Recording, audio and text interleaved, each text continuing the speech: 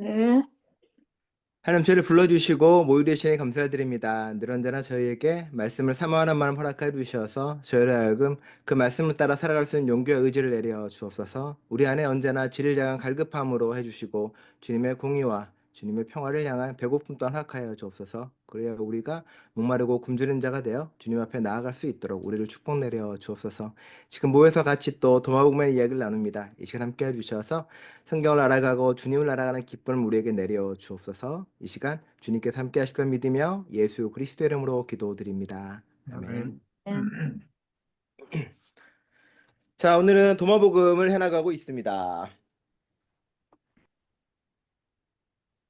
얼마 전에 박 목사님이 이야기를 해가지고 네, SBS에서 보니까 도마복음 다큐멘터리를 하고 있긴 하더라고요. 근데 이제 그 다큐멘터리는 약간 보니까 그 어떤 뭐 정식으로 어떤 정해진 대다수의 학설을 이야기한다기보다는 그냥 이렇게 재미있게 만들어 놓은 것 같아요. 그러니까 아직 학술적으로 인정되지 않은 것들을 이렇게 많이 넣어놨더라고요. 예를 들어서 뭐 도마가 한국에 왔다는 거는 사실 거의 뭐 신화와 같은 이야기라 그리고 증거도 없고 이런 건데 이제 그거를 이렇게 흥미롭게 잘 만들어 놨더라고요.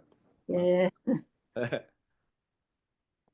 보면은 재미는 있는데 이렇게 신학적인 학문적 근거는 없는 마치 그런 얘기 같아요. 옛날에 뭐 고조선이 만주 땅도 차지했어요. 뭐 이런 얘기 있잖아요. 옛날에 역사적으로는 돼 있지 않지만 그냥 들어서 기분 좋은 이야기. 예, 그렇게 돼 있더라고요. 뭐 2편까지 나왔는데 뭐 심심하면 보셔도 재미는 있습니다. 근데 뭐 예, 이렇게 딱히 학문적 근거는 전혀 없습니다. 신학적인 거는. 자, 오늘은 95절부터입니다. 184페이지입니다. 184페이지에 있는 95절부터 읽어보겠습니다.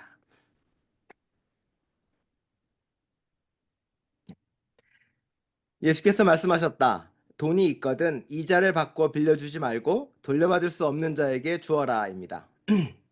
아, 그쵸? 네. 이거는 뭐 말 그냥 그대로입니다. 네.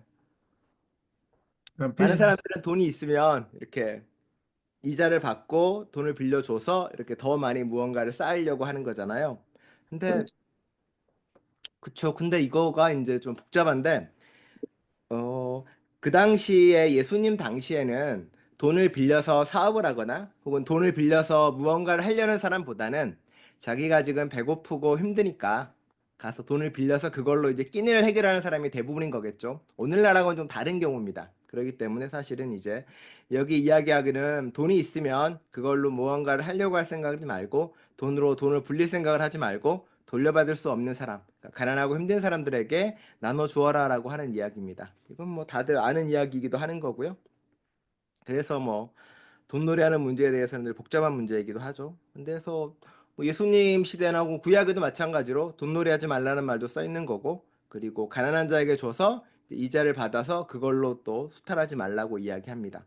그래서 희년법이나 이런 걸 보게 되면 대단히 원칙적으로 나와요. 가난한 만일 희년법 같은 경우 보면은 돈이 없어서 만약 누굴 노예로 삼았다. 근데 그 노예는 뭐 7년 뒤에는 풀어줘야만 되는 거고, 돈이 없어서 어떤 걸 땅을 담보로 잡았다. 그것도 일정 정도 시간이 지나면 50년 정도 지나면 땅도 돌려주게 돼 있습니다. 그러니까 기본적으로 이제 성경의 많은 복음들은 결국은 힘없고 배고프고 가난한 사람들이 잘 살아갈 수 있게 만들어준 말씀이 대부분입니다.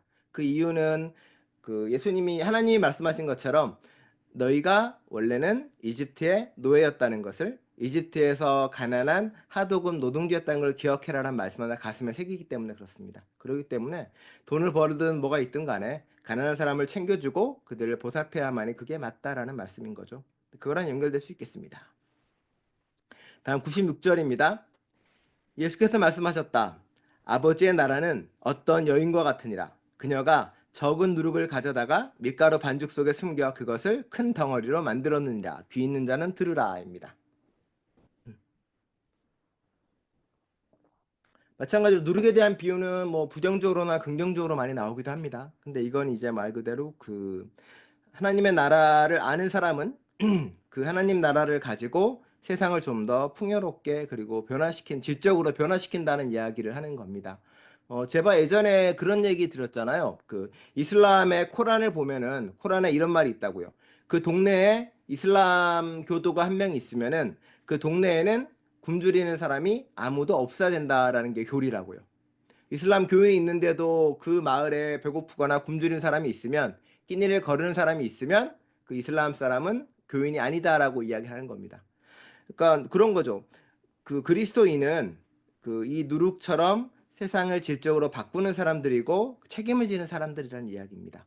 내가 어떤 공동체에 있는데, 내가 어떤 그룹에 있는데 그게 큰 덩어리로 만들어지지 않고, 그러니까 큰 덩어리로 만드는 게 숫자가 커진다는 이야기가 아니라 무언가 바뀌거나 변화되는 게 없다면 그건 나는 누룩도 아니고 그리스도인도 아니다라고 이야기를 하는 거죠. 그러니까 끊임없이 들어서 해야 된다는 거고, 하나님의 진리가 그런 힘이 있다는 겁니다. 아버지의 나라가, 하나님의 나라가 그런 힘이 있으니까 그런 힘에 우리는 잘 따르고 그런 힘으로 교회를, 그리고 가정을, 그리고 세상을 바꾼다는 거죠. 뭐 옛날에는 그런 사람 많았어요. 교회에서는 훌륭한 장로고 뭐 교회에서는 훌륭한 목사인데 집에서는 뭐 가부장적 아버지의, 심지어 뭐 막말도 하고 폭력도 행사하는 사람도 상당히 많았었고 문제가 많았었죠. 교회에서만 훌륭한 거죠. 그런 게 아니라 이 얘기는 이제 밀가루 반죽 속에 있는 것처럼 어디에 무엇을 가든지 어디에 있든지 간에 우리는 하나님의 자녀로서 나라로서의 삶을 살아가자는 이야기가 그 안에 들어가 있습니다. 다음 97절입니다. 예수께서 말씀하셨다. 아버지의 나라는 곡식이 가득 찬 항아리를 나르는 어떤 여인 같으니라. 그녀가 길을 걷고 있는 동안 아직 집에서 좀 떨어져 있을 때 항아리의 손잡이가 부서져 곡식이 길 위에 쏟아졌느니라. 그녀는 그것을 알지 못했으니 무슨 일이 있었는지 알아채지 못했느니라. 그녀가 집에 이르렀을 때 그녀는 항아리를 내려놓고서야 그것이 비었음을 알았느니라입니다. 자, 이 비유는 뭐 또 부정적인 걸까요? 긍정적인 걸까요? 일단 긍정적인 비유입니다. 어, 곡식이 가득 찬 항아리 나는 어떤 여인 같다는 거는, 그쵸. 어떤 종말의 때, 그 집으로 가고 있다는 거는 이제 하나님의 나라가 이루어지는 순간, 혹은 하나님의 때가 이루어지는 순간이죠. 그때 우리는 추수한 일꾼처럼 곡식을 가지고 항상 삶을 이렇게 살아갑니다. 뚜벅뚜벅 그 길을 걸어가는 사람들이죠. 그런데 손잡이가 부서져서 곡식이 길 위에 다 쏟아졌습니다. 근데 그 여인은 그걸 알지 못하고 그냥 갑니다. 그리고 끝에 왔을 때 보니 항아리 아무것도 없었다라고 이야기를 합니다. 어, 구약의 율법에 보면 바닥에 쏟아진 곡식은 누가 가져가냐면은 가난한 사람들이 그 곡식을 그냥 가져갈 수 있어요. 그런 법도 있죠. 예수님의 밀이삭을 훑을 때 그 얘기인데, 추수가 끝난 뒤에 남아있는 밀 이삭들은 두 번 훑지 말라고 이야기하거든요. 왜냐하면 그렇게 추수하지 못한 밀 이삭은 새나 혹은 가난한 사람이 가져갈 것이다라고 이야기하고요. 추수하다가 바닥에 흩어진 씨앗도 줍지 말라고 합니다. 그것도 가난한 사람이 다 가져가기 때문에 그러하다고요. 이것도 마찬가지인데 거기에 속한 것도 하지만 동시에 뭐냐면은, 이 사람은 곡식을 뿌리고 가난한 사람 나눠주고 그 곡식은 아마도 어떻게 길이 아니라면은 어딘가에 자라서 싹을 틔고 또 다른 열매를 맺고 또 다른 무언가가 되겠죠. 뭐 옛날에 뭐 씨 뿌리는 비유처럼 그런 것도 하게 됩니다. 그리고 또 다른 의미로는, 그렇죠. 그녀는 그것을 알지 못했다라고 합니다. 자기도 알지 못했지만 어느 순간 자기는 씨 뿌리는 사람이 됐었고 자기는 어느 순간 나누는 사람이 되었다라고 이야기합니다. 그리스도인들은 바로 그런 사람들입니다. 몸에 예수님의 삶이 배었기 때문에, 몸에 그리스도의 향기가 배었기 때문에 자기가 무슨 일을 하는지 모르지만 그 일을 통해서 그리스도의 향기를 뿜어내고요. 그 일을 통해서 하나님의 나라를 이루어 가고 있습니다. 공자가 이야기하잖아요. 지천명의 나이가 지나가고 그리고 도가 그 끝에 이르게 되면 내가 무엇을 행하든 어떤 일을 하든 간에 하늘의 뜻과 어긋남이 하나도 없다라고 고백을 합니다. 그게 도의 끝에 이르는 사람이거든요. 신앙인도 마찬가지입니다. 신앙인도 어느 순간에 그리스도와 하나가 되고 내 안에 성령으로 가득 차면 내가 무엇을 하는지 스스로 의도하거나 억지로 노력하지 않아도 우리의 삶이 저절로 그리스도의 길이 되고요. 우리의 삶이 저절로 하나님의 따라가는 삶이 될 수 있다는 이야기입니다. 그래서 제가 지난주에 설교를 하면서 책임과 의무에 대한 신앙을 계속 이야기를 했고요. 그러면서 제가 축도하나 기도하면서 그런 말씀을 드린 적이 있어요. 사랑으로 가득 차면 책임과 의무는 자연스럽게 나오게 되고 그것은 더 행복과 기쁨을 주는 거라고. 우리가 자녀들에게 대해서 내가 부모의 의무를 다해야지, 부모의 책임을 다해야지 하고 베푸는 사랑과 그거랑 관계없이 내가 그 아이를, 내 자녀를 너무 사랑하기 때문에 자연적으로 내가 맛있는 걸 주고 그리고 뭔가 해주는 걸 하고, 이 두 개는 완전히 다른 영역인 거잖아요. 그러니까 주님을 따라가는 사람은 자기도 모르는 사이에 사랑으로 가득 차게 되면 책임과 의무라는 것을 정말 자연스럽게 물 흐르듯이 하게 된다는 겁니다. 내가 교회를 사랑하고 가정을 사랑하고 나라를 사랑한다면 내가 그 모든 것들은 나도 모르는 사이에 자연스럽게 해나갈 수 있다는 것이죠. 그러니 그것을 알지 못했지만 한 여인이 오는 길에 그 항아리를 다 비우고 자신의 집에 돌아왔던 것처럼, 우리도 어쩌면 하나님 나라를 가는 그 순간 혹은 우리의 삶을 마치는 어느 순간까지 내가 알지 못하지만 내가 그리스도로 살아간다면 나는 아마 씨를 뿌리는 사람으로, 그리고 그 씨를 통해서 또 다른 열매를 맺는 사람으로 나아갈 수 있다는 이야기입니다. 네, 그런 사람을 가져라고 거기서 이야기하고 있습니다. 네, 그 얘기고요. 98절입니다. 예수께서 말씀하셨다. 아버지의 나라는 힘센 자를 죽이려 하는 어떤 사람과 같으니라. 그는 자기 집에서 칼을 빼어 자기 손이 그 일을 해낼 수 있는지 보려고 그 칼로 벽을 쳤느니라. 그리고 나서 그는 그 힘센 자를 죽였느니라. 뭐 대단히 잔인한 얘기처럼 들립니다. 힘센 자를 죽이는 이야기가. 근데 제가 지난주에 읽었던 그 율법에 그런 게 있다 그랬잖아요. 그 남편을 여인 사람이나 혹은 홀로 된 사람을, 고아를 함부로 대하는 사람은 내가 칼로 죽일 것이다라고 율법에 써 있는 걸 제가 지난주에 읽어드렸죠. 그러니까 하나님의 말씀은 사실 그렇습니다. 좀 잔인하기도 하고 무섭기도 합니다. 이 얘기는 뭐냐면, 내가 그 세상의 강한 자와 그리고 세상을 지배하는 것과 내가 싸우려고 연습하는 거예요. 계속 칼로 벽을 치고 연습해서 결국은 그 힘센 자를 죽였다라고 이야기합니다. 그거는 세상을 차지하는 어떤 특정한 권력이나 뭐 황제나 이런 걸 상징하는 걸 넘어서서 사실은 내 안에서 나를 지배하고 있는 가장 힘센 자에 대한 이야기이기도 합니다. 내가 어쩌면 이 앞에 나오는 것처럼 이 자를 빌려주고 싶은 마음도 있을 것이고, 내가 누르게 아니라 그냥 내 삶을 내 마음대로 살고 싶은 마음도 있을 것이고, 내가 길을 걸어가면서 내 것만 챙기고 끊임없이 바라보는 마음도 있겠죠. 아마 그게 내 마음의 가장 힘센 자일 수 있다는 이야기입니다. 하나님께서는 그거를 끊임없이 죽이고 눌러야 된다고 이야기하는 거죠. 원주민의 예화처럼 우리 안에는 항상 두 마리의 늑대가 있습니다. 착한 늑대, 나쁜 늑대. 내가 누구에게 밥을 주느냐에 따라서 무엇이 승리하냐는 거죠.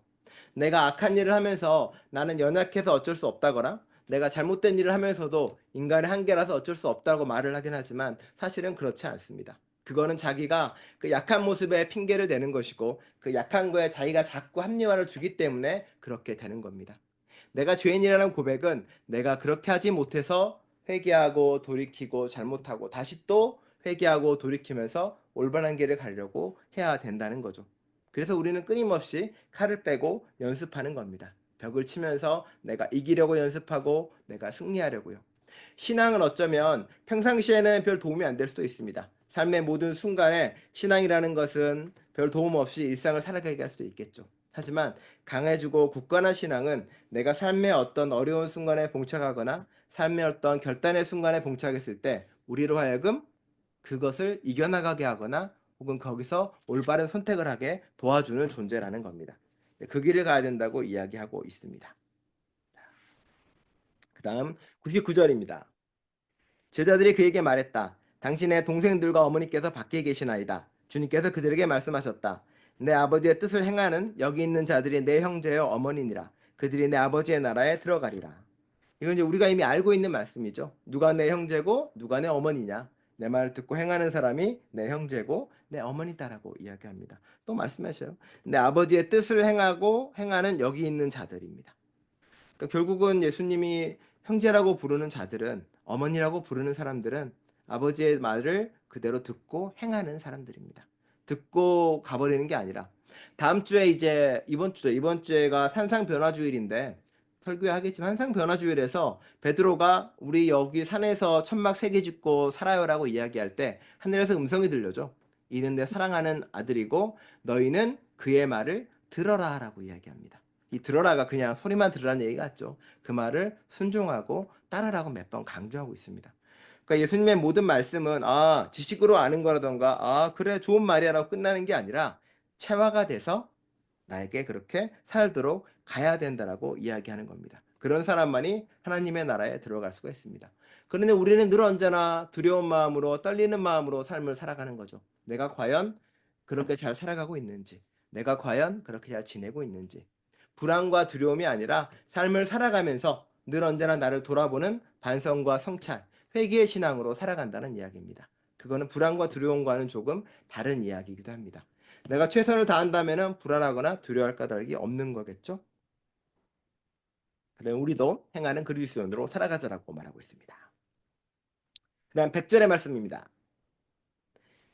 그들이 예수께 그 말을 보이고 그분께 말했다. 카이사르의 사람들이 저희에게 세금을 내라고 하나이다. 그분께서 그들에게 말씀하셨다. 카이사르의 것은 카이사르에게 주고 하나님의 것은 하나님께 드리며 내 것은 내게 주어라입니다.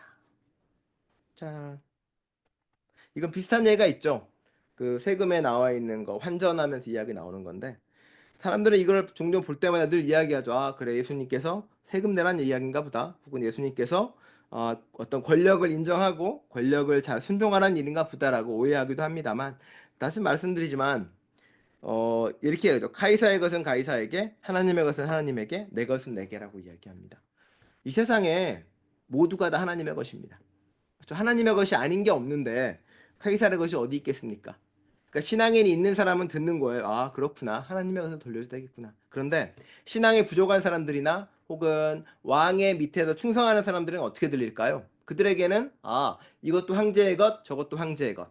그러니 황제께 줘야겠다 생각을 하겠죠. 삶을 구분짓는 사람들은 그렇게 살아갑니다.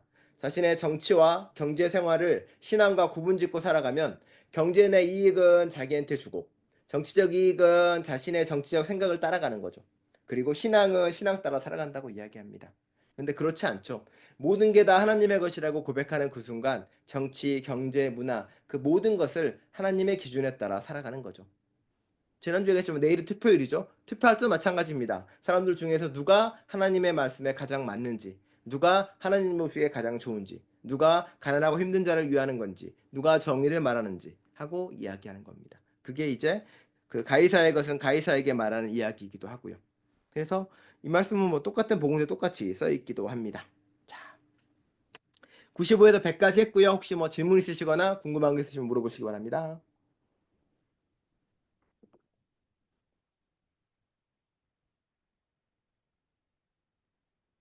있나요? 옛날에 그 저번에 말씀드렸나? 오래전인데 어느 분이 오셔서 자기가 이제 그리스도인이 주식을 하거나 그 뭐죠? 비트코인 같은 걸 해도 되냐고 저한테 물어본 적이 있었어요. 저는 비트코인은 잘 모르니까 그건 잘 모르겠고 주식을 해야 되냐 물어보길래 만일 뭐 주식을 해야 된다면 물어봐 그러게 말씀드렸죠. 여러분이 투자하는 회사가 정말로 예수님 보시기에 합당한 일을 하고 하나님 보시기에 공평과 정의로운 일을 하시는 회사라면 그 주식을 투자하는 것도 괜찮다라고 말씀을 드렸습니다. 네. 그러니까 돈을 가지고 무언가를 할 때 늘 그걸 고민을 해야 되는 거죠. 성경에도 써 있잖아요. 그 저번에 말한 것처럼 모세가 70명의 장로를 뽑을 때 불의한 이익을 싫어하는 자들로 뽑거든요. 그러니까 불의하거나 잘못된 이익을 취하지 않는 선에서 무언가를 해나간다는 거에 대해서는 뭐 다 동의를 합니다. 이거에 또 용서되는 파트가 하나 있는데 아주 가난한 사람들이 이제 어쩔 수 없이 율법을 어겨가면서 행하는 것들이 있어요. 그 부분에 관해서 예수님은 또 대단히 이렇게 자유롭습니다. 그 부분에 대해서는 또 괜찮다라고 고개를 끄덕입니다. 그러니까 일정 수준의 이익을 탐하는 거에는 대단히 그 엄하게 이야기하시는데 먹고 사는 데까지 일하는 그 무언가에 대해서는 예수님은 대단히 그 자유롭게 이야기하십니다. 옛날에 어느 조용남인가 누군가 기억은 안 나는데 그 교회에서 권사님들이 모여서 꿀하고 물엿을 이렇게 섞어서 가짜 꿀을 만들었대요. 이렇게 찬송가 부르면서 교회에서. 그래가지고 그 꿀을 팔아서 그 얘기가 나오기도 합니다.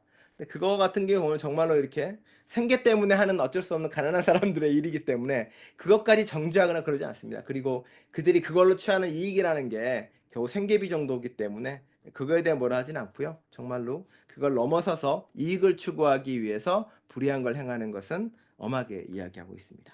네. 그다음 101절입니다. 예수께서 말씀하셨다. 누구든지 내가 하는 만큼 제 아비와 어미를 미워하지 않는 자는 내 제자가 될 수 없느니라. 또 누구든지 내가 하는 만큼 제 아비와 제 어미를 사랑하지 않는 자는 내 제자가 될 수 없느니라. 내 어머니는 내게 거짓된 것을 주었으나 나의 참 어머니는 내게 생명을 주셨도다입니다. 이거 정말로 뭐 생물학적 아버지 어머니를 미워하고 싫어하는 게 아니라 우리가 어떤 사상이나 어떤 신앙이나 어떤 관념을 가질 때 분명히 어디서부터 온 이유가 있거든요. 사람들은 제일 처음 받아들인 지식을 이게 진리라고 믿는답니다. 그리고 그걸 기준으로 나머지 새로 들어오는 걸 판단을 하기 시작하는 거예요. 그래서 신앙도 그런데 아주 어릴 때 믿었던 신앙에서 뭔가 새로운 게 들어와서 바뀌는 게 그래서 어렵다고 이야기하거든요. 처음에 아주 보수적이고 근본적인 신앙에 들어온 사람들은 새롭게 신앙이 발전하고 나아가기 어려운 까닭도 거기 있습니다. 왜냐하면 대단히 폐쇄적이 되고 대단히 갇히게 되거든요. 이 당시에는 아마 유대교에서 가르쳐준 신앙, 하나님, 바리새파가 가르쳐준 신앙, 사두개파가 가르쳐준 신앙에 갇혀 있는 사람들이 있겠죠.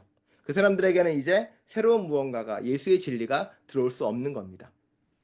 그러니까 예수가 말하는 거죠. 내가 너에게 진리를 준 그리고 너라는 존재를 너라는 생각과 사상을 만들어낸 아비와 어민을 미워하지 않고서는 새로운 진리로 들어갈 수 없다는 이야기입니다. 또 바꿔 말하면 기성세대를 따라가는 것 가지고는 새로움을 들어갈 수 없다는 거죠. 그러니 그 얘기가 그대로 도하는 것이고요. 두 번째 또 이야기예요.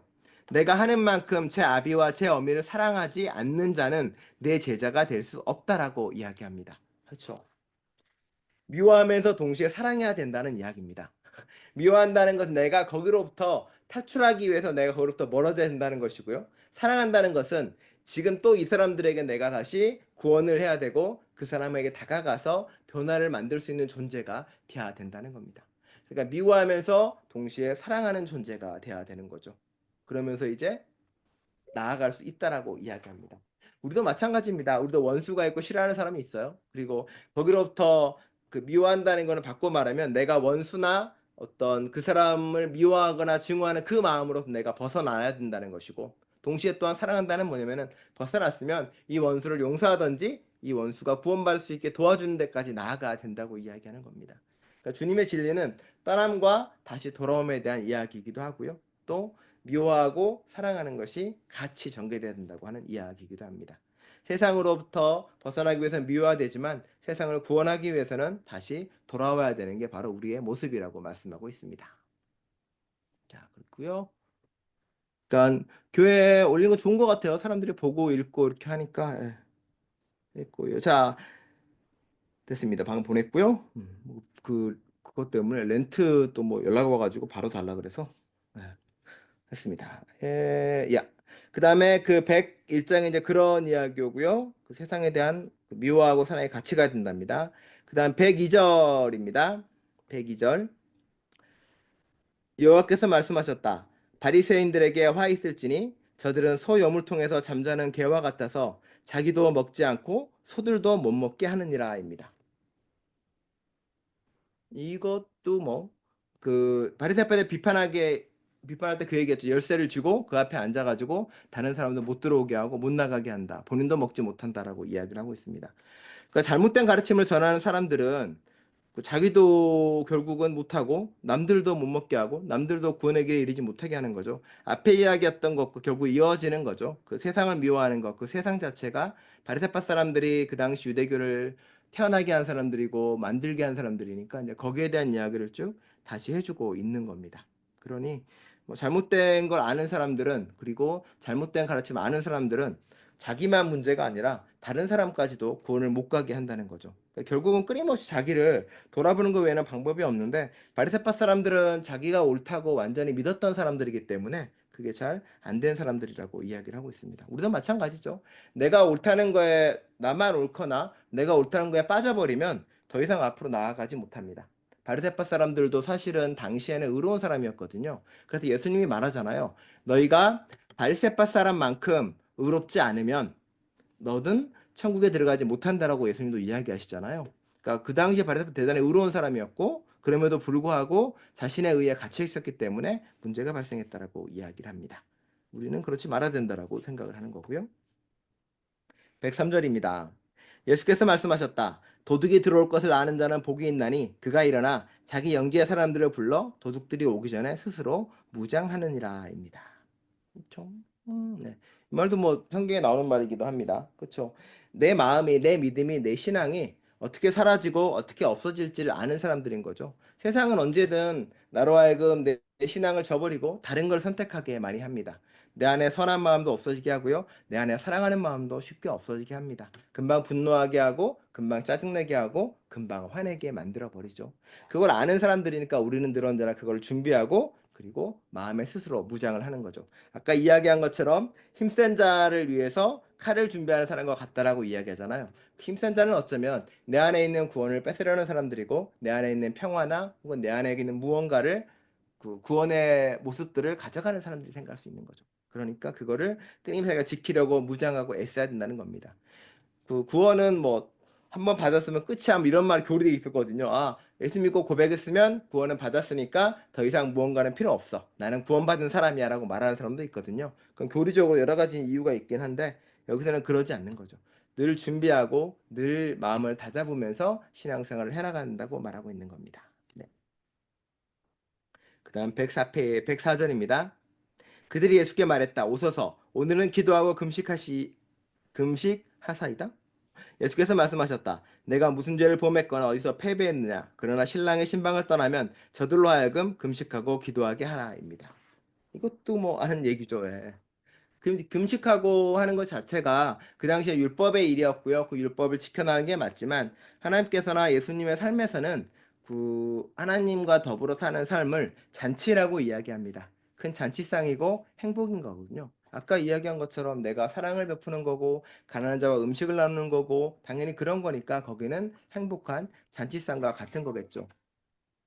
했습니다. 그래서 예수님하고의 어떤 잔치상이라는 걸 기억을 하면 얘기한 것처럼 우리가 예수님의 길을 따라가는 것 자체가 기쁨과 즐거움으로 따라가야 된다고 이야기를 하는 거죠. 거기로부터 벗어나 버리면 이제 우리는 짐이 되고 그리고 어려움이 되는 거니까요, 사실. 근데 예수 그리스도를 따라가는 마음은 우리에게는 기쁨과 즐거움으로 따라가야 된다는 거죠. 내가 짐이 되고 예수의 말씀을 따르는 게 힘든 경우는 내 안에 아직 사랑이 부족한 때문도 있고요. 내 안에 아직 많은 깨달음이 부족한 때문인 것도 크겠죠. 항아리가 있고 물이 차서 넘쳐야 그 주변에 꽃도 피고 나무도 피어나는 거죠. 내가 물이 차서 넘치지 않았는데 억지로 퍼서 물을 주려고 하면 힘들고 어려운 법입니다. 내 안에 사랑이 차고 내 안에 모든 것가 가득 찼을 때 비로소 우리는 네, 그 기도나 금식으로서가 아니라 기뻐하고 즐거운 삶을 그런 신앙을 가질 수 있는 겁니다. 근데 이제 뭐저 백사지 신랑의 신방을 떠나면 저들로 하여금 금식하고 기도하게 하라는 말은 이제 예수님 십자가 밖에 돌아가시고 힘든 시기에 어려운 시기에 매달려야 될 거에 대한 이야기를 그 뒤에 하고 계십니다. 네. 다음 105장입니다. 예수께서 말씀하셨다. 아비와 어미를 아는 자는 창리의 자식이라 불리리라입니다. 이 말씀 아까 그거랑 연결되는 겁니다. 결국은 그 자기 아비 어미가 바리새파고 율법으로 오는 사람들 자체는 그 사람 자체가 사실 이제 그렇게 불린다는 말로 해석될 수도 있고요. 사실은 또 거꾸로 말하면 진짜 아비와 어미, 내가 하나님으로부터 왔다는 걸 온전히 깨닫는 사람들이 세상으로부터 손가락질 받을 수도 있다는 두 가지 의미를 다 가지고 있습니다. 문장이 하나밖에 없어가지고 어떻게 해석할 수는 없겠지만 그러겠죠. 아까 얘기한 것처럼 만일 예수님이 저 구절에 보면, 네, 99절에 보면, 제자들이 그에게 말했다. 당신들의 동생들과 어머니께서 밖에 계시나이다. 주님께서 그들에게 말씀하셨다. 내 아버지의 뜻을 행하는 여기 있는 자들이 내 형제의 어머니이니라. 그들이 내 아버지의 나라에 들어가리라라고 이야기합니다. 그러니까 여기 있는 이렇게 이야기하면은 세상 사람들이 볼 때는 쟤는 아비어미도 없다라고 욕하고 손가락질할 수 있다는 이야기고요. 이 당시 초대교회 사람들이 정말로 그런 말을 들었던 적이 있습니다. 예를 들어서 정말로 그 사람들끼리 있다 보니까 다른 사람들이 보기에는 뭐 가족도 없이 여기가 다 같은 형제라 그러니까 남녀가 모여다 같이 사니까 사람들이 손가락질하고 욕한 적도 있고요. 예수님의 살과 피를 먹는다는 이야기를 하니까 사람들이 저 사람은 아이를 잡아서 식인을 한다는 소문도 있었습니다. 그렇게 그 예수를 따르는 사람들이 손가락질 받거나 또 그렇게 말을 들을 수 있다는 이야기도 되기도 합니다. 백오절은 그렇게 해석할 수 있고요. 106절입니다. 예수께서 말씀하셨다. 너희가 둘을 하나로 만들면 너희는 사람의 아들들이 될 것이요. 너희가 산이여 사라져라 하면 산이 사라지리라입니다. 이건 이제 뭐 저번에도 이야기 앞에 계속 나오는 말이죠. 둘이 하나가 된다는 말은 여러 가지 의미입니다. 첫 번째는 나. 내가 몸을 가진 나와 그리고 내가 지향하는 나가 하나가 됐을 때입니다. 내가 그리스도 안에서 살고 싶은 내가 있을 것이고 내 욕망으로 살고 싶은 내가 있을 것인데 이게 이제 그리스도 안에 온전히 하나가 됐을 때 이미 그는 우리가 말한 인자가 된다는 겁니다. 진짜 사람의 아들들. 하나님이 창조한 그 모습 그대로의 사람의 아들들이 될 것이라고 말을 하고 있습니다. 그러니 그런 믿음이 있다면 산이여 사라져라라고 하면 산이 사라진다라고 이야기를 합니다. 그 믿음으로 능치 못할 일이 없다라고 고백을 해나가는 거죠. 그 믿음으로 당연히 모든 일을 할 수 있다라고 말하고 있습니다. 107절입니다. 예수께서 말씀하셨다. 그 나라는 100마리의 양을 가진 목자와 같으니라. 그것들 중 가장 큰 양의 길을 잃었느니라. 그가 99마리를 버려두고 한 마리를 찾을 때까지 찾아냈느니라. 그가 그런 고생을 했을 때 그는 그 양에게 나는 99마리보다 너를 더 아끼노라고 말했느니라입니다. 이것도 성경에 나오는 말인데 약간 바뀐 건 있어요. 여기는 이제 뭐 큰 양이라고 일단 도마복음에 써 있긴 합니다. 성서에서는 어떻게 해석하나요? 99마리를 두고 한 마리를 찾으러 간 거에 대해서 사람들은 야, 이게 뭔가 불합리하다라고 이야기해서 다양하게 설교를 합니다. 99마리는 아마도 목장에 넣어놓고 찾으러 갔을 것이다 라고 이야기를 했을 수도 있고요. 아마 99마리를 잘 간수하고 한 마리를 찾아갔을 것이다. 뭐 그런 얘기도 하고 찾은 뒤에 뭐 발목을 꺾었을 것이다. 뭐 이런 얘기도 합니다. 그런 거랑 관계없이 하나님이 가장 살펴보고 가장 크고 가장 보살피는 사람은 지금 길 잃어버린 양입니다. 99마리의 잘 있는 양들이 아니라 지금 길 잃어버린 양이 자기한테 가장 힘든 사람이고 아니 가장 사랑하는 자고 가장 돌봐야 될 사람인 겁니다. 우리도 그렇잖아요. 자식이 여러 명 있다 치더라도 내가 가장 마음이 가고 내가 가장 그 아픈 손가락은 지금 힘들고 어렵고 고통받는 사람인 거겠죠. 예수님 바로 그런 마음이라는 겁니다. 지금 내가 가장 공감하고 있는 사람이 바로 그 사람이기 때문에 이건 두고라도 빨리 가서 그 사람을 치료하고 그 사람을 구해야 되고 그 사람에게 손을 내밀어야 된다라고 이야기합니다.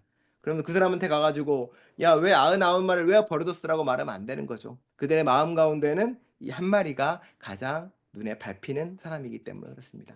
비슷한 게 이제 뭐 옛날에 블랙 라이브스 매러 운동이나 원주민 운동이나 이런 부분들이 그런 경우죠. 그 사람들한테 가가지고 왜 백인들은 안 챙겨 혹은 왜 다른 인종들은 안 챙겨라고 말하는 건 의미가 없는 거죠. 지금 가장 고통받고 지금 가장 힘든 사람, 가장 길을 잃어버린 사람들이 바로 그들이기 때문에 그렇습니다. 예수님은 그렇게 지금 힘든 사람을 찾아가서 손을 내밀고 함께 해주는 존재라고 말씀하고 있습니다.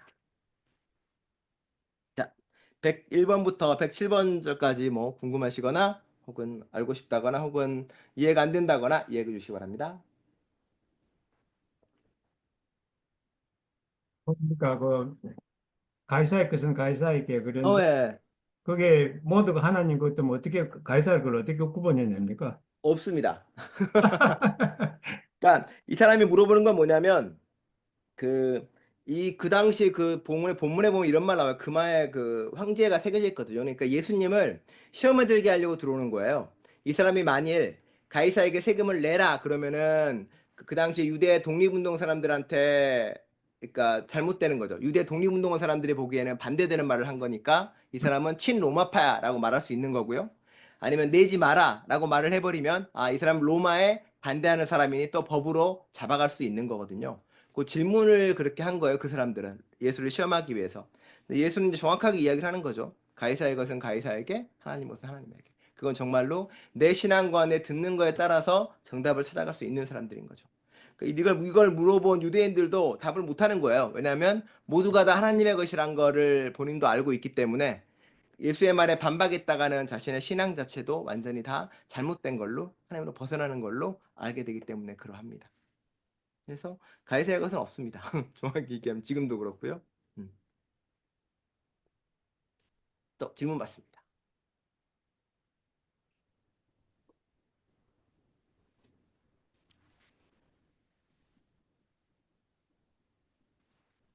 없나요? 자, 그러면은 그 다음 장으로 넘어가겠습니다. 마지막 장입니다.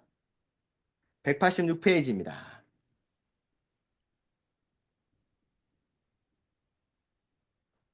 108번입니다. 예수께서 말씀하셨다. 내 입으로 나오는 것을 마시는 자는 나와 같아지리라. 나는 그가 되고 숨겨진 것이 그에게 나타나리라입니다.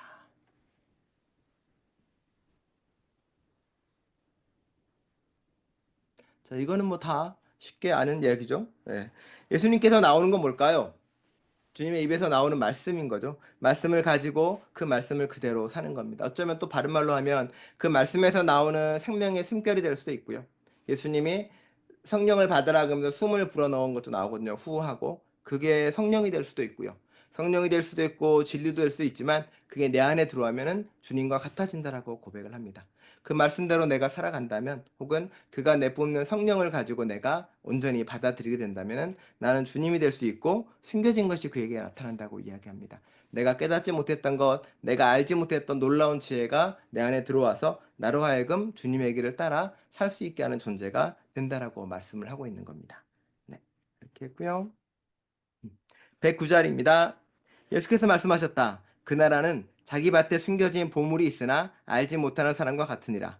그가 죽은 후 그는 그 밭을 자기 아들에게 남겼느니라. 그 아들은 그 보물에 대해 알지 못했느니라. 그가 그 밭을 상속받아 그것을 팔았더라. 그것을 산 자가 밭을 갈라 갔다가 그 보물을 발견했느니라. 그는 자기가 원하는 자 누구에게나 이자를 받고 돈을 빌려주기 시작했느니라. 아닙니다. 그렇죠? 자, 이자를 받고 돈을 빌려주는 것은 잘못된 걸로 이미 나와 있습니다. 그러니까 이 얘기는 뭐냐면 하나님 나라를 받고 아는 사람은 그리고 그거를 잘 찾아야 되는데 결국은 그걸 찾지 못하면 그것은 결국 잘못된 것에 사용되고 잘못된 것에 이용될 수 있다라고 이야기하는 거죠. 그게 우리 재산일 때도 마찬가지고요. 우리가 지금 수명일 때도 마찬가지고요. 뭐 교회일 수도 있고 마찬가지입니다. 그러니 내 안에 있는 숨겨진 부물이 무엇인지 알고 그거를 하나님의 위해를 써야 된다라고 말을 하고 있습니다. 그렇죠? 그 엄한 사람이 엄한 일로 사용하게 될 수 있다라고 이야기하는 거죠. 110절입니다. 예수께서 말씀하셨다. 누구든지 세상을 발견하여 부유해진 자는 세상을 버려라입니다. 그렇죠? 이것도 저번에 세상에 대한 얘기인 거죠. 세상을 발견한다는 것은 그 세상 안에 있는 하나님을 찾는다는 것이고 세상의 본질을 깨닫는다는 겁니다. 이 세상이 하나님의 것보다 그 값이 없다는 것을 우리가 추구해야 될 것은 하나님의 것을 알아간다는 거죠. 그 본질을 발견한 사람은 내가 부유해지지만 부유해짐으로써 이제 내 더 이상 세상 자체가 의미가 없어지는 거죠. 오로지 하나님 나라를 따라가는 게 되는 겁니다. 이분법으로 나눠진 건 아니에요. 이 세상에 정말 우리가 살고 있는 땅을 딛고 있는 세상을 말하는 게 아니라 세상이 우리에게 말려준 가치가 있다고 말하는 것들, 세상이 우리에게 알려준 반드시 있어야 된다고 말하는 것들, 그런 것들이 사실은 우리가 버려야 될 거고 내려놓을 거라고 이야기합니다. 우리는 하나님을 쫓아가는 사람들이기 때문에 그러합니다. 네. 다음 111장 1절입니다. 예수께서 말씀하셨다. 너희 앞에서 천지가 말려 올라가리라. 그러나 살아계신 분으로 인해 사는 자는 죽음을 보지 않으리라. 예수께서 누구든지 자신을 발견하는 자는 세상보다 나으리라고 말씀하지 않으셨던가입니다. 네. 이곳 예. 주님께서 하기를 이제 원래 올라가실 때도 승천하실 때도 제자들에게 뭐라 그러냐면은 이 중에 내가 다시 내려오는 것을 볼 것이다라는 말씀도 미리 하셨습니다.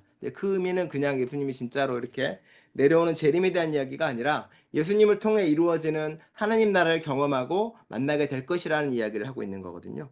마찬가지로 이제 너희 앞에서 우리 앞에서 세상이 바뀌는 걸 보게 될 것이고 그리만 힘들고 어려운 시기가 될 것이고 고난의 시기도 오게 될 것이다. 하지만 살아계신 분으로 인해 사는 자는 죽음을 보지 않을까. 주님을 믿고 예수님을 알았던 자는 그 죽음의 세상에 힘을 내지 않을 것이라는 거죠. 생물학적 죽음이 아니라 세상이 지배하는 죽음의 내가 결코 흔들리지 않을 것이다라고 이야기합니다.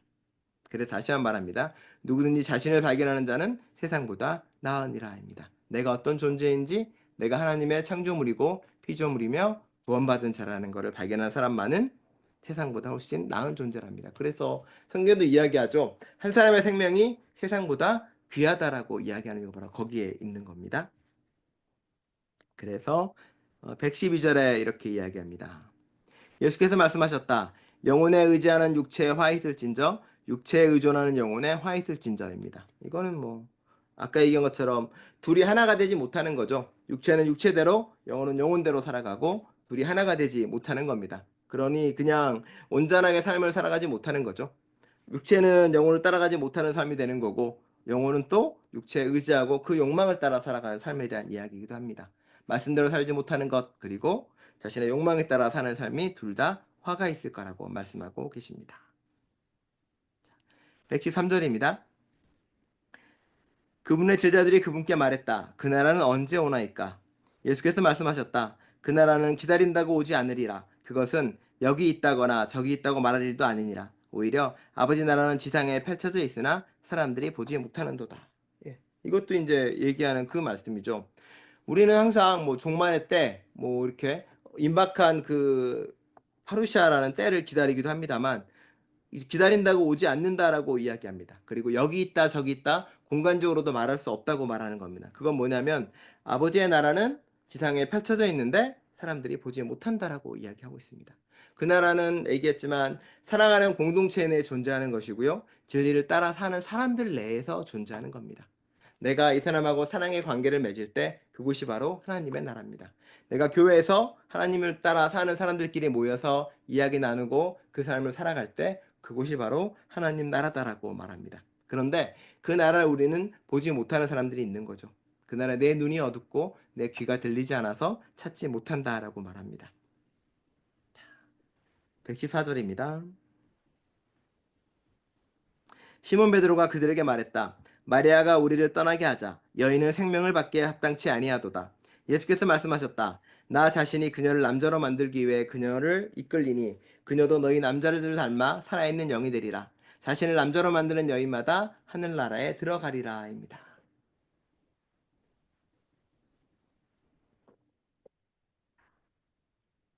이 마리아는 뭐 그 예수님을 따랐던 그 마리아일 수도 있고요. 워낙 마리아는 이름이 흔하니까 무슨 말일까요? 그녀를 남자로 만든다라고 이야기합니다. 바울은 고백을 해요. 하나님의 진리 안에서는 남자도 없고 여자도 없다. 이방인도 없고 유대인도 없고 종도 없고 그리고 주인도 없다라고 이야기합니다. 하나님 안에서는 모두가 다 그냥 다 사랑받는 존재일 뿐입니다. 성소수자도 없고 뭐 인종도 없고 다 하나님 보시기에는 다 사랑하는 자녀라는 이야기하고 있는 겁니다. 그러니 그녀를 남자로 만든다는 거는 정말 그 사람이 뭐 남자가 생물학적 여자가 남자가 된다면 이 얘기가 아니라 동등한 존재로 만들어 간다는 이야기입니다. 모두가 평등한 존재로 될 때 그녀도 똑같이 너희를 닮은 영이 되어서 그리고 하늘나라로 들어갈 수 있다고 이야기합니다. 자신을 남자로 만드는 여인마다 하늘나라로 들어간다는 그 말은 뭐 내가 뭐 트랜스젠더가 된다 그 얘기가 아니라 자기를 스스로를 열심히 싸우고 그리고 깨달아서 지금에 있는 남자와 동등한 권리를 가지게 되고 동등한 자리에 서게 되면 그로 인해 하나님 나라가 이루어진다라고 고백을 합니다. 그럼 바울의 고백과 마찬가지 고백으로 이어지는 겁니다. 그래서 계급이 없고 그리고 남녀 차별도 없고 성차별도 없고 인종차별도 없고 그 모든 세상이 이루어질 때 하나님의 나라가 하늘나라가 들어갈 수 있고 이루어질 수 있다라고 말하고 있습니다. 이게 도마복음 114절의 말씀입니다. 108에서 114까지 질문 있으시면 해주시기 바랍니다.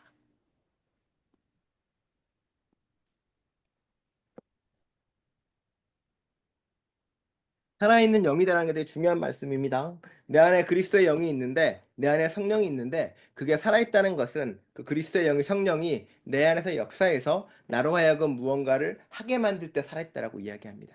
내 안에 성령이 있는데, 그리스도의 영이 있는데, 아무것도 나로 하여금 하지 못하게 하면 나는 이미 죽어 있는 영이고 살아있지 못하게 되는 거겠죠. 그러니 내가 그리스도의 영에 그리고 성령에 응답받아 살 때 우리는 이제 하늘나라에 들어갈 수 있다는 또 다른 고백이기도 합니다.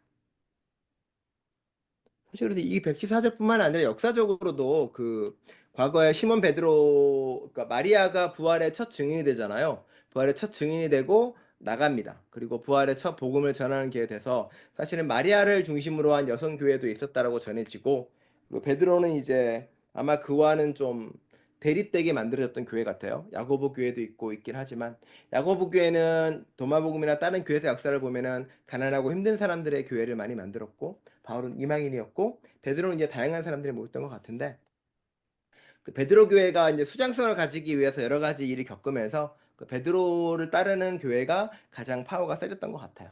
그리고 이제 그 이후로는 유대가 몰락을 하면서 오히려 바울을 따랐던 이방 교회가 더 많은 세를 가지게 되고요.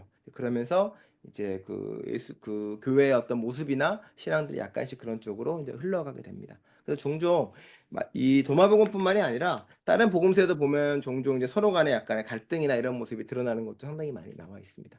도마복음이 이제 그 얘기도 조금씩 나와 있는 것 같고요. 도마복음이나 모든 복음서는 어떤 차별에 대한 이야기를 절대 하면 안 된다라고 나오는 거죠. 바울처럼 그런 걸로 나와 있는 겁니다. 자, 도마복음을 좀 다 했습니다. 네. 김목녀님께는 개근을 하셨나요? 뭐 궁금한 거 있으시면 질문해 주시고요.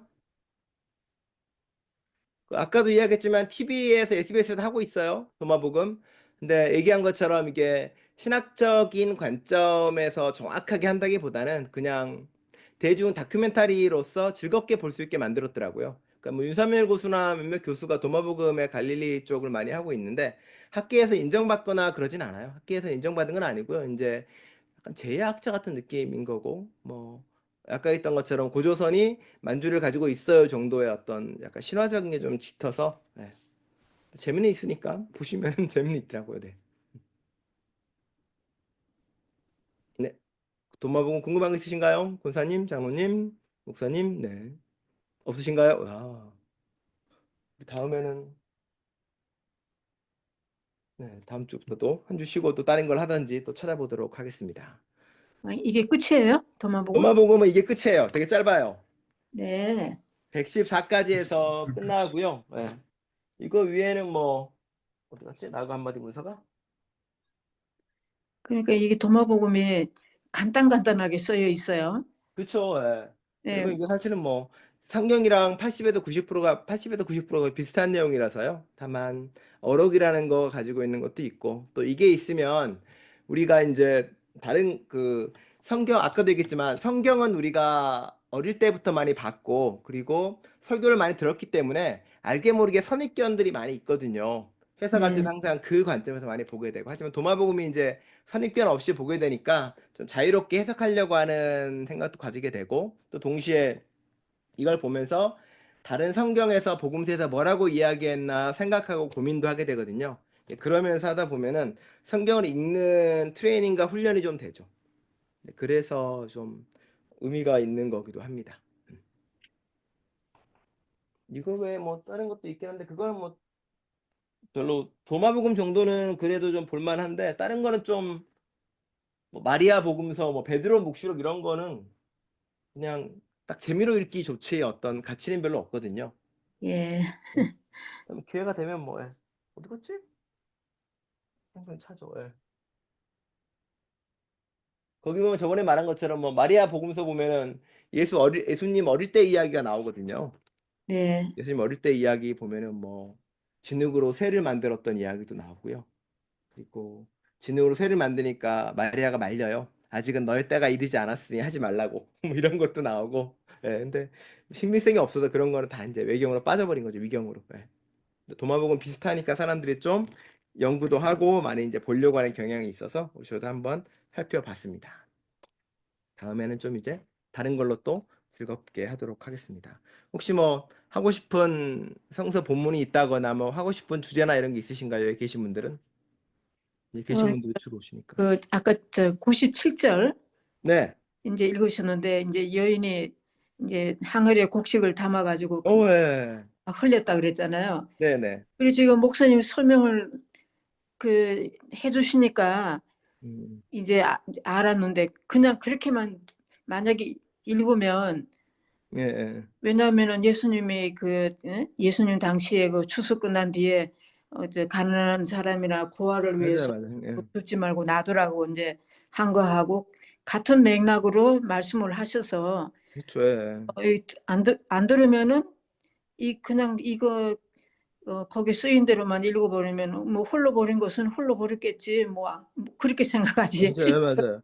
어? 이게 그러니까 그 아버지 하나님의 나라가 어떤 네, 여인이니까요. 하나님 나라는 그렇게 뿌려주고 길가에 씨 뿌리는 것처럼 하기도 하고 이제 이런 거죠. 그리고 예, 알게 모르게 이렇게 다 나눠주고 도와주고 우리가 이제 그렇게 되면 좋겠다. 우리도 모르는 사이에 좀 나눠주는 사람이 됐으면 좋겠다. 뭐 이런 것도 있죠. 왼손이 아니라 오른손이 모르게 이렇게 되는 거죠. 스스로가.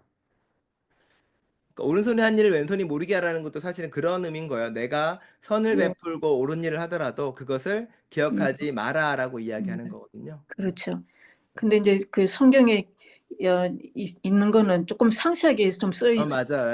예, 예. 예, 근데 이제 이렇게 간단간단하게 쓰니까 맞아요. 좀 어떤 다르게. 거는 좀 알아듣겠고 어떤 거는 설명을 드려야지 맞아요. 이게 알 것 같은 그런 게 맞아요. 많이 있는 것 같아요. 그렇죠. 참 성서도 그러니까 같은 내용인데 다르게 예, 배치를 좀 다르게 한 경우도 꽤 많이 있어요. 뭐 예, 누가복음 같은 경우는 그 야이로의 딸 아니 누가복음 같은 경우는 그 주근이의 회당장의 딸을 이렇게 그 남편 여인 여성의 딸을 고치는 이야기가 나오거든요. 네, 누가복음에 나오고 딴 데서는 그 배치를 좀 다르게 하는 경우도 많아요. 그 예, 회당장의 땅 이전에 누가 나와 백부장의 종이 죽을 병에 걸렸는데 그걸 예수님이 고쳐줘요. 죽을 병에 죽기 직전에 있는 거를 그 다음에 죽은 사람을 고쳐요. 그 남편 여인 여성의 아들을 외아들을 고쳐줘요. 죽을 예, 뻔한 사람에서 죽은 사람을 고치는 걸 나가거든요. 근데 예, 누가복음은 그런데 마태복음에서는 백부장의 종이 죽을 병이 아니에요. 백부장의 종이 마비병에 걸려 있어요. 그런 게 약간씩 달라요. 그게 뭐냐면 성서에도 이제 그 쓰는 저자가 배치하는데도 여러 가지 의미를 두고 있고요. 구절 하나하나에도 여러 가지 의미를 담아서 썼기 때문에 그렇거든요. 성서는 그래서 되게 놀라울 때가 많은 거죠. 아, 왜 이 본문이 여기에 들어있는지. 그리고 그 백부장 앞에 나오면 이제 그 전에 누가복음 이야기에는 이제 뭐 그 좋은 나무, 그 좋은 나무는 좋은 열매를 맺는다. 그리고 그 다음에 뭐 반석 위에 지은 집 얘기가 나와요. 그 뒤에 이어서 이제 뭐 백부장과 남편인 여행이 나오거든요. 백부장은 그런 의미에서 로마 사람이고 로마인이거나 이방인일 경우인데 예수님을 청하는 사람이고 청하고 나서는 예수님이 오니까 백부장이 뭐라 그러냐면 나는 죄인이고 나는 예수님이 나오기 부끄럽습니다라고 이야기하거든요. 그럼 예수님이 칭찬을 해요. 그러면 이제 아까 얘기했던 것처럼 뭐 좋은 나무나 반석 위의 신분 그 신앙은 바로 백부장의 신앙처럼 자기 자신이 얼마나 부족하고 죄인인지 깨닫는 신앙이 된다던가 이렇게 그 성경은 되게 잘 써 있어요. 재밌어요. 그래서 편집적으로도 재밌고 내용을 그 복음서마다 다르게 쓴 이유도 알면은 되게 재밌고 예, 놀라운 깨달음을 많이 주죠. 네. 그런데 저만 아까 재밌나요? 그 네. 뭡니까 저 여인이 항아리를 들고 아주 어떤 흘린 걸 모르고 집까지 왔잖아요. 맞아요. 예, 예. 그런 건데 그건 일부러 흘린 게 아니고 자기도 네. 흘린 줄 모르고 와서 자기도 그냥 모르게 사람이 칠칠치 못한 거 아니에요? 손잡이가 부서진 거니까 그 네. 여인은 사실 우리가 아니라 보면은 아버지의 나라는 곡식이 가득 찬 항아리를 나는 어떤 여인과 같다라는 거. 하나님 나라예요. 그러니까 음, 하나님 나라는 그 진리는 사실은 자기들도 모르는 사이에 자연적으로 계속 무언가를 돕는 거고 씨를 뿌리는 거고 하나님 나라는 그렇다는 거죠. 바꿔 말하면 우리가 만들어가는 하나님 나라를 예를 써요. 우리는 아름다운 교회 공동체를 만들려고 하잖아요. 그 공동체는 어떻게 보면 우리가 모르는 사이에 우리 교회가 해가는 어떤 것들이 누군가에게는 그 살릴 수 있는 거고 누군가에게는 힘이 되는 일이기도 될 수 있다라고 이야기하는 거죠. 씨 뿌린 자의 비유처럼 우리가 알지 못하는 곳에서 뭔가 자라나고 생겨나는 것처럼 하나님 나라는 그렇게 우리가 알지 못하는 어떤 곳에서 끊임없이 누군가를 먹여주고 일으켜주고 누군가를 살릴 수 있다는 말을 보여주는 것 같아요. 그러니까 우리가 거기서 좀 희망을 가질 수는 있을 것 같긴 해요. 우리가 그리스도를 따른다고 하지만 우리 교회가 이런 여러 가지 일들을 하지만 모르잖아요, 사실은. 우리 교회가 이렇게 어렵게라도 살아있는 게 과연 어렵게라도 어떻게든 존재하는 게 누군가에게 힘이 될까? 우리 교회가 근근히 어떻게 우리끼리라도 이렇게 밖으로만의 일을 못하지만 하나 가는데 이거라도 괜찮을까라고 이야기하는 거죠. 존재만으로도 종종 누군가에게 힘이 될 때가 있고 존재만으로 누군가에게 도움이 될 때가 있는 거고 모르게 하는 많은 것들이 있을 수 있다는 거죠. 예를 들어서 우리 교회에서 행하는 누군가의 섬김이나 돌봄이 누군가의 감동을 줘서 그 사람이 알게 모르게 또 누군가에게 그 손길이 되고 도움이 될 수도 있으니까요. 그런 거에 대한 이야기인 거죠, 사실은. 그리고 여기 계신 분들도 그리스도인으로서 무언가 선한 일을 자기도 모르게 했을 텐데 그걸 받은 사람이 또 알게 모르게 누군가에게 선한 일을 베풀 수도 있는 거죠. 그런 것들이 우리도 모르게 벌어지는 거고 손잡이가 부서져서 그런 일이 자연스럽게 벌어지기도 하는 거고요. 그런 얘기를 알려주는 것 같아요. 음. 만일 칠칠치 못했으면은 뒤에 뭐라고 했을 거예요. 뒤에 보면은 뭐 욕을 하거나 뭐 부정적인 얘기를 쓰거나 얘기하거든요. 예를 들어서 아까 봤던 그 밭 이야기 있잖아요. 그 밭을 샀는데 결국은 자기 자식이 물려주고 걔도 몰라서 다른 사람에게 물려주고. 네, 그게 좋은 식으로 해석하면은 문제가 없겠는데 뒤에 보면은 그 사람이 그걸로 이자놀이 했다는 말이 나오니까 이 얘기는 뭔가 부정적인 얘기구나라고 이제 보게 되는 거죠. 그렇게 힌트를 주거든요. 근데 그 곡식에 대한 이야기는 뭐 그런 부정적인 이야기가 없기 때문에 이제 긍정적으로 보고 해석을 해나가는 거죠. 그렇습니다. 장로님도 부지불식간에 뭔가 손잡이가 부러져서 좋은 일을 했을 거라 생각이 됩니다. 아니면 그렇게 해서도 아니면은 뭐 세옹지마처럼 나에게 뭔가 실수고 내가 잘못했고 뭔가 아쉬운 거 나에게는 손실이 되는 일인데 누군가에게는 좋은 일이 됐을 수도 있다라고 또 생각할 수도 있고요. 다양하게 해석이 가능하긴 합니다. 이거는. 네. 혹시 또 목사님, 오늘은 몇 분 모였어요? 오늘은 하나 둘 셋 넷 6명이요. 네. 네. 저희는 퍼센트지로 따지면은 많이 모이는 거죠. 저희 교회가 한 40명이라고 치면 뭐 나오는 사람 지금 35명이면은 뭐 5명 정도 모이면은 7분의 1이니까요. 다 우리 교인이에요? 네, 지금은. 오프라인으로 오늘 못 오셔가지고 온라인으로만 지금 모여 계십니다. 6명이. 네. 네. 그러면은 뭐 10% 이상 모여 있는 10%가 뭐야? 20%좀 못 되게 모여 있는 거니까 꽤 많이 모여 있는 거죠. 퍼센트지로는. 모든 거는 퍼센트지로 계산합니다. 네. 네, 그래요. 그렇습니다. 질문 없으신가요? 없습니다.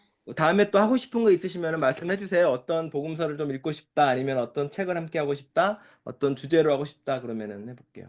그럼 뭡니까? 저 캐톨릭에 쓰는 그 우리가 없는 그 외경을 쓰는 거 있잖아요. 외경이요? 예, 예. 네, 외경 있죠. 외경에 뭐 있냐면, 어디 봅시다. 신약 또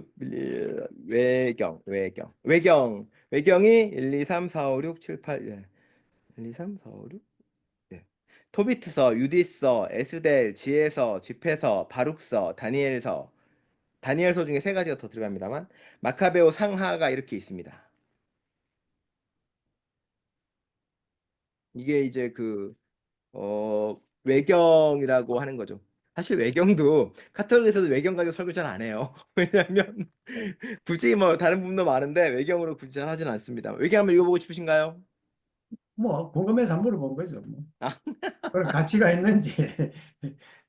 아니 뭐 재미있어요. 이것도 마카베오 상하는 재밌는 게 우리가 예루살렘이 멸망하고 그리고 그 다음에 구약이 딱 끊어지잖아요. 가운데 말라기로. 그 비었는데. 다음에 예, 마태로 나갈 동안 그 중간의 예, 역사가 우리 예, 모르잖아요. 예. 그 중간사가 그 마카베오서에 나와 있는 겁니다. 신구약 중간사. 그러면 이제 그때 이제 그 마카베오 항쟁이 있었고 그 항쟁에 의해서 그 로마군이 쳐들어와서 다시 점거하고 이런 얘기가 이제 마카베오에 나와 있긴 해요. 역사적인 가치가 있긴 하죠. 이런 거는. 학교에 있을 때 외경이 여러 권 있었어요, 교회에.